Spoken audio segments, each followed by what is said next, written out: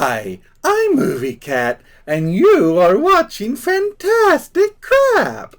Many episodes back, I did a film named Trancers, and alluded that it was a series that I would be coming back to one day. Well, as you all already know, due to being able to read the title of this video, the day to examine Trancers 2 is here. Or this is just one giant misleading practical joke, and we aren't doing Trancers 2, but instead going to look at Necromantic, one of the most god-awful, worst pile of streaming WTF rancid heaps of crap ever filmed. Nah, once again, this is just a big joke. We aren't doing that movie. I may be a cat, but not even I am that cruel. Okay, back to Trancers 2. It's a 1991 sci-fi adventure film that continues the adventures of time-traveling cop Jack Deth and his friends. Yeah, a lot of the cast from the original film are back, with Tim Thomerson as Jack Deth, and of course, Helen Hunt and Beth Menard returning as well. So, what do you say? Let's get ready to hunt some Trancers through time and sprout up some cheesy dialogue as we go. It's time to get our B-movie on. We begin with Jack and Lena still being together and living in LA in the 80s, but it seems excuses for a sequel, problems are afoot in the future. It's a transfer job, isn't it? I thought we'd finished with Trancers when we singed Whistler 6 years ago. Well, so did we. But the transfer pool has been revived by the new Whistler. The new Whistler? His brother. When did he get a brother? It's always fun when the movie itself points out its own lazy writing. Oh, and remember when the drunken bum they had to protect in the first film? Hep? Well, here he has cleaned himself up and managed to strike it rich and now collects fire trucks. Yeah, I'm not kidding. Jack and Lena are living with him in his mansion, but of course they finally have a random Trancer attack. Where's all your little helpers? Helpers? I don't need any stinking help! Movie is only 10 minutes in, and it's already making dumb, jokey movie references.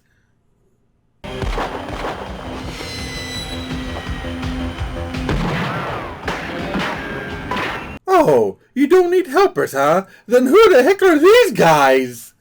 Tax collectors?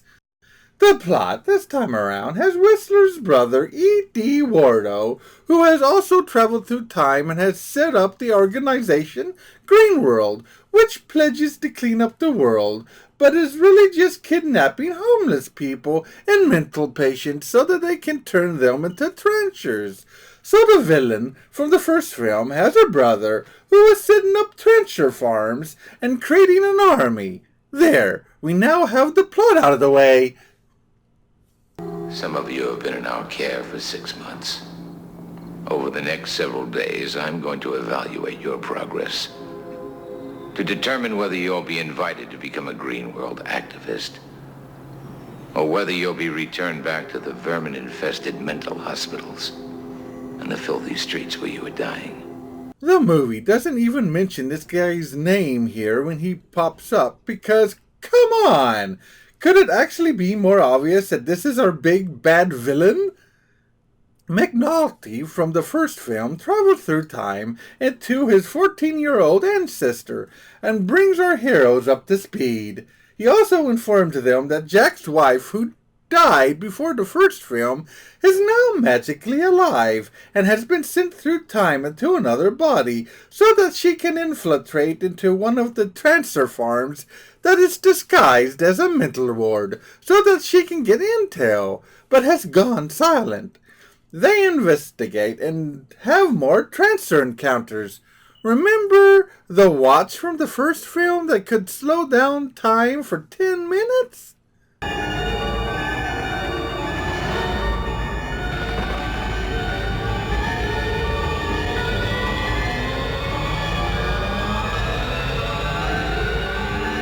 This time around, it's kinda less fun and more annoying. So, Jack's wife is stuck in one of the mental wards that Wardo runs and is constantly trying to escape. But I ain't crazy. Anybody can see that. I'm an orderly. How many crazy people do you know making $63 a week? $63 a week? That is insane, even back in the 80s. People running this place really are evil. So, Jack manages to quickly find and rescue his old wife. Oh my God, Jack, it is you. The only man I ever had sex with. Wasn't that bad? Aside from that one-liner, this was a pretty awkward moment, but not as awkward as when the new wife meets the old wife.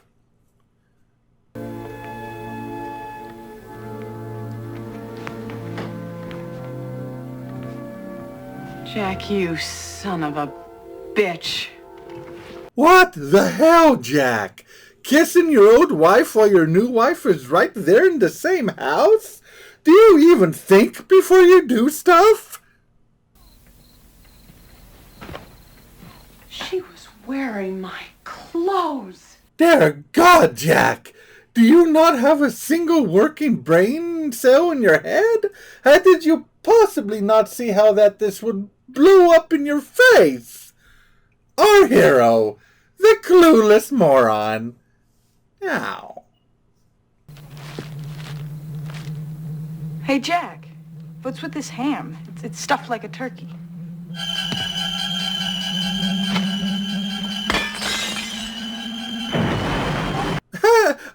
A turkey bomb? Yeah, I already knew that this turkey was a bomb before I even watched it. Yeah, I actually enjoy this movie. I just couldn't pass up the opportunity to crack that joke. Oh, screw you. This is my show, and I do what I want. Ow. Oh God, how I'd like to make love to you right now.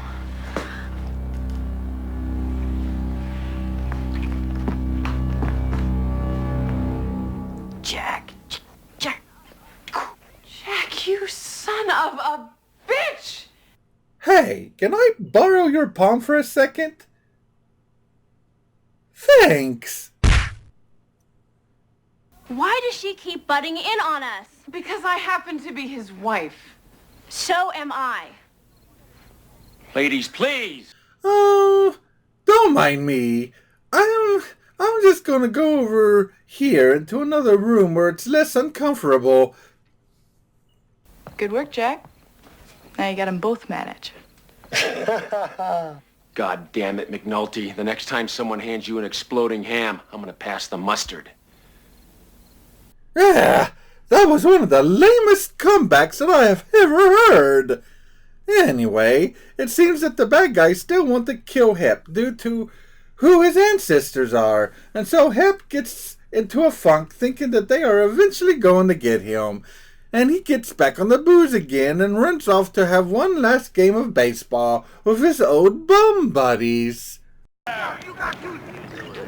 You got him, bitch. Right in there. Come on now. Come on. Come on. Come your way. Wow. Drunken bum baseball. Why did this never catch on? I'd watch the heck out of this. After this word from our sponsor, stay with us.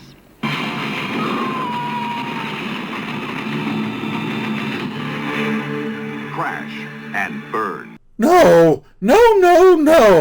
one bad movie at a time. I'm just one talking cat here. I can only do so much at a time. Oh, and I guess I should mention that the great Jeffrey Combs is in this as one of Wardo's higher-ups. How many new doses have you made? This is our first batch. Just reaching the final stage. But the movie barely uses him much. It's always a shame when a movie underuses superpowered talent. So, we get a bunch more chases and gunfights, which climax with the good guys being trapped in a burning barn. They manage to break out there in a massive gunfight and help arrives with one of his fire trucks to help get the fire out. Wardo sees him and tries to take advantage of the moment and kill Hep once and for all. But then Jack jumps to the rescue.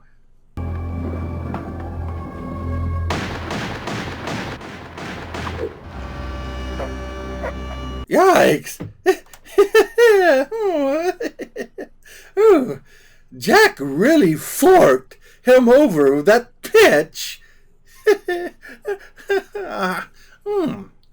Anyway, it seems for plot conveniences, they have finally made a legit time machine, but it can only carry 2 people. Jack decides to stay and sends McNulty back with his first wife.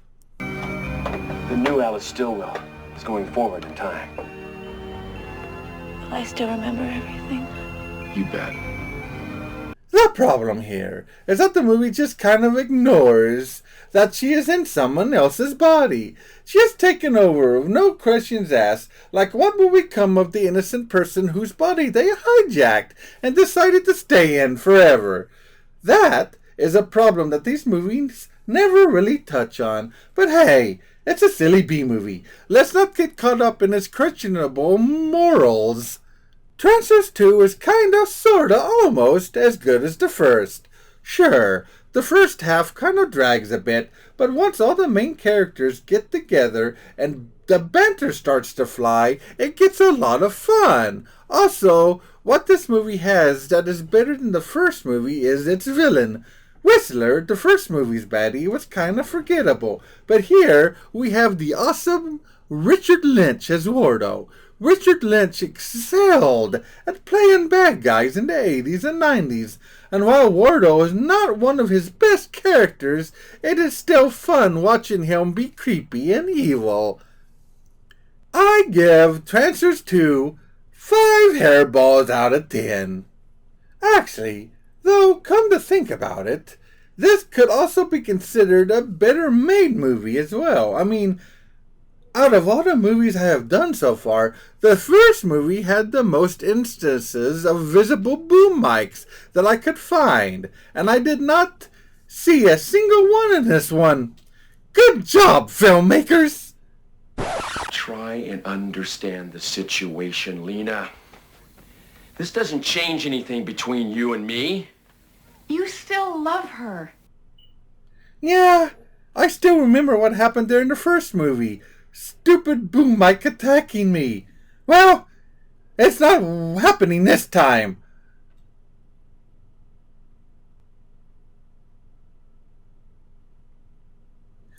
Oh, no, you don't.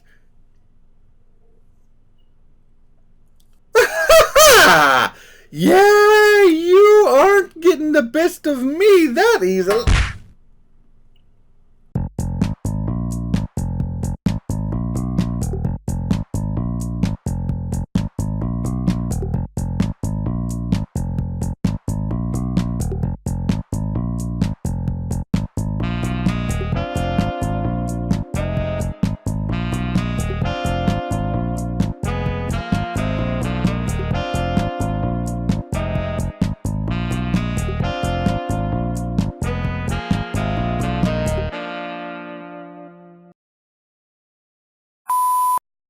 We begin with Jack and Lena, is it Lena or Lena?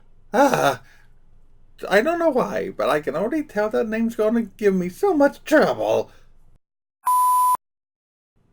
Oh, You don't need helpers, huh? Then who the heck are these two guys? There's probably more than two. Why did I say the word two? Dear God, Jack, do you not have a single working brain cell in your head? How did you possibly not see that this would not blow up in your face? Okay, I used the word not too many times. Oh, and gaga, I just turned back into a kitten. The problem here that the movie just kind of ignores is that she is in someone else's body, just taken over with no questions asked. Like, what will become of the CC? Say, yeah, let's go to CC's people. Screw people. I can't even talk normally, right? Pizza. Oh. Just taken over of no questions asked. Like, what will become of the innocent person whose body they just hijacked and sizes? Oh, boy. That's the second time I screwed up the same sentence. Are we going to go for strike 3? Let's do it.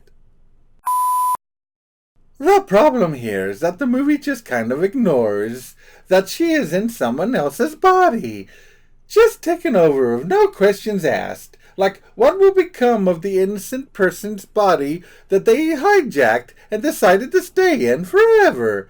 That is a problem that these movies never really touch on. But hey, it's a silly B-movie. Let's not get caught up in its questionable morals. I almost got it. Is strike 3. I almost had it.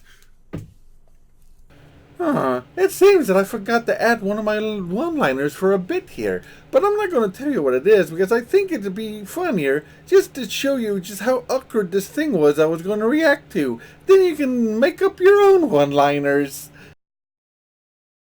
If I catch you kissing that teenager again, I'll kick your ass.